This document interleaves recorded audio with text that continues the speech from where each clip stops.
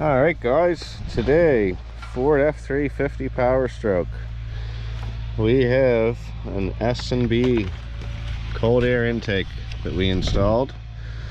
I actually installed this yesterday. I didn't have the GoPro with, so I wasn't able to shoot the whole video, so I'm just going to explain it to you verbally.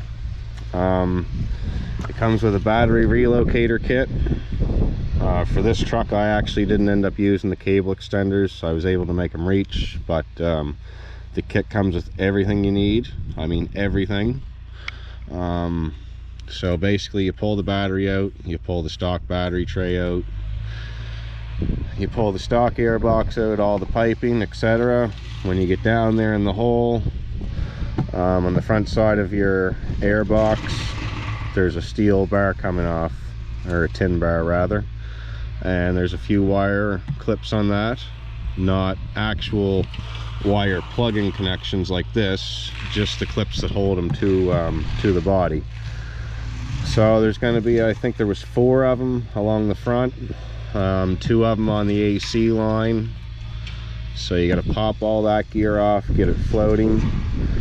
This new S&D kit comes with a steel bracket that goes over the tin bracket that's already on the truck, which is basically an extension for the battery relocation mounts and the new battery box, which I will say everything is nice quality, very heavy duty, good quality plastic. It's not thin junk.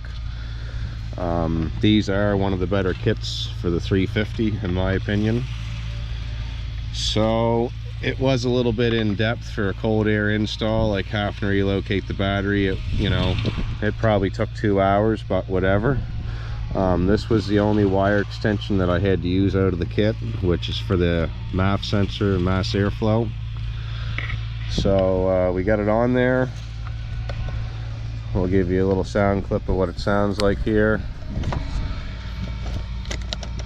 It's actually, when you're driving the truck, it's more of a grunt down low than anything that you notice up top. The truck is still very quiet on the higher end, but on the lower end and with the window down, you can hear a lot more of a grunt and quite a bit of turbo whistle.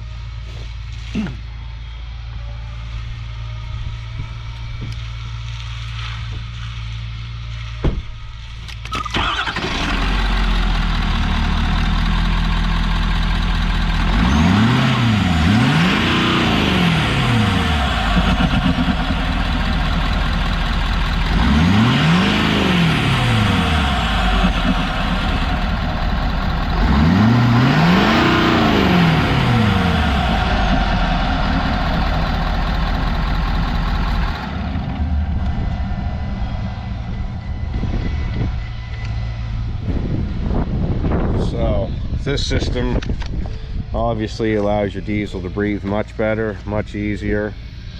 Wasn't a real big fan of the installation instructions. That's just my opinion. I think these guys should have had a video rather than step-by-step and pictures. But anyone that took a vehicle apart before, this is pretty straightforward and actually not too bad to do. And it also, you'll have benefits on the fuel mileage end.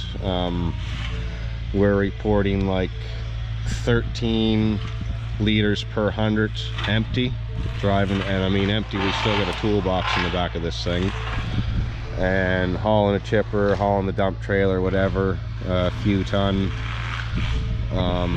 we're reporting still under 20, which is pretty good for a truck this size. So if you're thinking about which kit to buy for your truck, this one is great. It looks great. It's got a good dust shield around it. Very happy with it. It's also got these nice, you can't really see them, but there's foam vents that screw. There's plastic holders that fasten these big round vents on the side to help keep dust out. The box sits in nice and securely, no movement at all. Extra big dust seal around the pipe. So not only do you have the filter that hose clamps in the end, but you also have this dust seal on this side, which is nice. All the hardware right up to the engine, all good quality stuff. You know, even still, if you put one of these on, you still want to maintain your filter.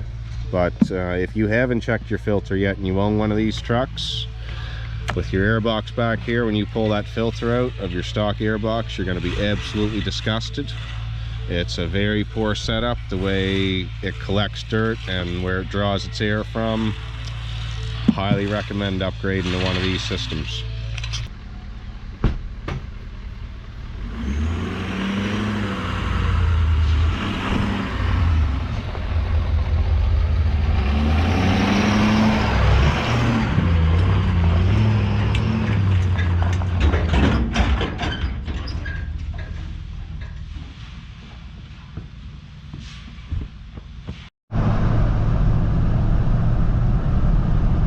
We're going to do a big hill ascent here soon with the 5,000-pound chipper behind us.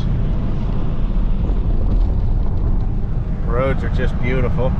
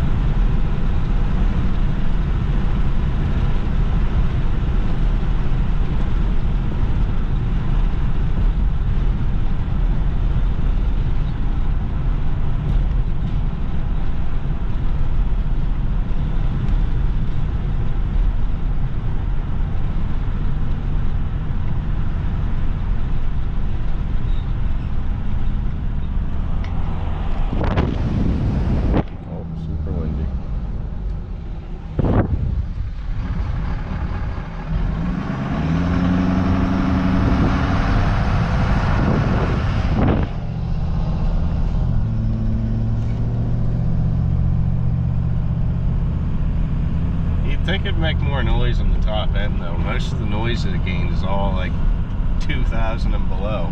Yeah.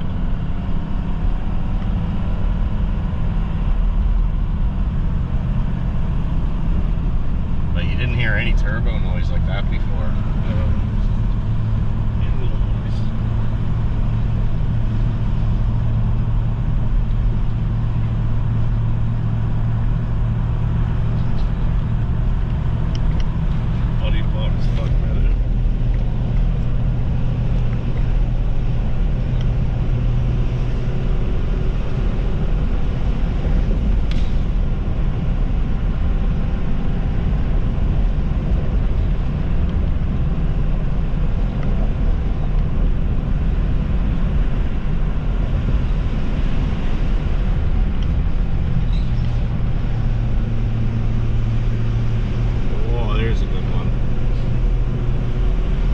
Whistling.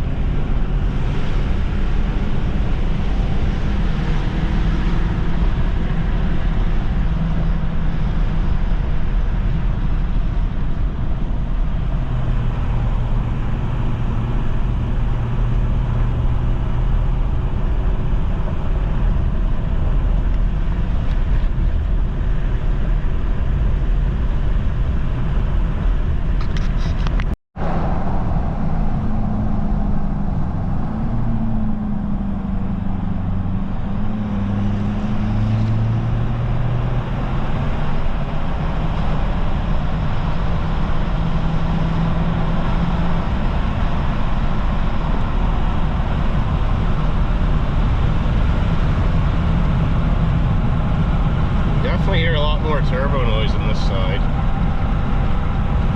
but it's not what I call loud.